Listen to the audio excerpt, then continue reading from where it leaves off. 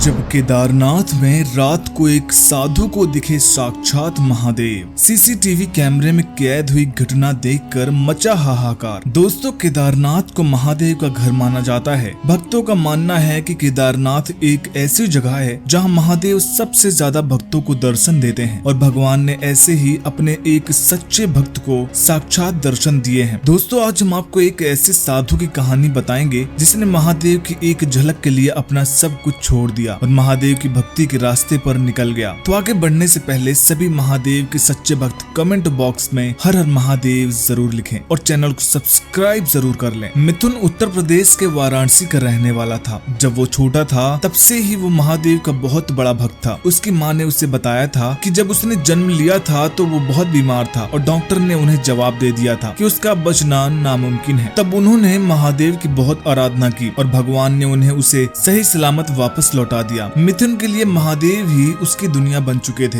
हर दिन मिथुन महादेव के दर्शन करे बिना अपनी सुबह की शुरुआत नहीं करता था। उसे धीरे धीरे ये एहसास होने लगा था कि उसके जीवन का मकसद सिर्फ महादेव की एक झलक को पाना है और महादेव को ढूंढने के मकसद से अपने घर से 19 साल की उम्र में भाग जाता है और घर वाले उसे बहुत ढूंढते हैं पर वो उसे कहीं नहीं मिलता। वो एक महादेव के मंदिर में पहुंचता है। इतनी छोटी उम्र में जब उसे किसी चीज का कोई दिमाग नहीं था। वो मंदिर के पंडित से पूछता है कि उसे महादेव कहाँ मिलेंगे। पंडित उसे बोलते हैं, बेटा तुम कौन हो, कहाँ से आए हो। वो बोलता है कि वो महादेव की खोज में वाराणसी से देहरादून आया है। पंडित बोलता है कि बेटा महादेव को साक्षात देखना इतना सरल नहीं है, उसके लिए कई सालों के तप लगते हैं, तब जाकर महादेव केदारनाथ जैसे पवित्र जगह पर दर्शन देते हैं। मिथुन उससे पूछता है कि तप क्या होता है। पंडित उसे बताता है कि जब एक मानव अपने सारे दुख सुख सुविधा और अन्न जल को त्याग कर सिर्फ महादेव के ख्यालों और आराधना में खो जाए और अपना सारा जीवन मानव कल्याण में बिता दे और एक पवित्र साधु का रूप ले ले, तब महादेव उसकी आराधना और तपस्या को देखकर उस पर प्रसन्न होकर अपना आशीर्वाद बरसाते हैं। मिथुन बोलता है, मुझे महादेव से कुछ नहीं चाहिए पंडित जी, मुझे बस उनके साक्षात दर्शन करने हैं और उन्हें मेरा जीवन लौटाने के लिए धन्यवाद देना है। लड़का महादेव को पाने की राह पर निकल जाता है और वो केदारनाथ की गुफा में करीबन 60 साल तक बिना कुछ खाए पिए तपस्या करता है। एक दिन वो महादेव की आराधना में आधी रात को केदारनाथ मंदिर के बाहर जाकर खड़ा हो जाता है और केदारनाथ मंदिर के बाहर रोने लगता है। अब मिथुन एक साधु बन चुका था। उसने उसका पूरा जीवन महादेव की साधना में बिताया था और आज भी वो भारी बर्फबारी में महादेव के दर्शन पाने के लिए केदारनाथ मंदिर के सामने खड़ा हो जाता है और वो उनसे लड़ता है कि वो बिना उनकी झलक देखे अपने प्राण नहीं त्यागेगा। उसके जीवन का बचपन से ही एक मकसद था कि वो अपने महादेव की झलक पा सके और अगर उसको उसके लिए 1000 साल भी बिना कुछ खाए पिए तपस्या करनी पड़े तो वो भी करेगा। और वो वहाँ ही महादेव से लड़ते लड़ते सो जाता है। सुबह मंदिर में पंडित जी आते हैं और मंदिर का द्वार खुलता है और मंदिर का द्वार खुला तो देखकर चौंक जाते हैं कि ये कैसे संभव है और वो मंदिर के बाहर सोए हुए साधु को यानी कि मिथुन को जगाने लगते हैं और उससे पूछते हैं कि क्या उसने मंदिर का द्वार खोला है, वो कहीं साधु के रूप में कोई चोर तो नहीं है। वो साधु का सच पता करने के लिए मंदिर का कैमरा चेक करते हैं, जिसे देख न सिर्फ केदारनाथ के पंडित बल्कि स्वयं साधु भी पूरी तरह से चौंक जाता है। रिकॉर्डिंग में दिखता है कि महादेव को पुकारते पुकारते साधु केदारनाथ के बाहर बेहोश हो जाता है। उसके बाद वो अपने आप बेहोशी की हालत में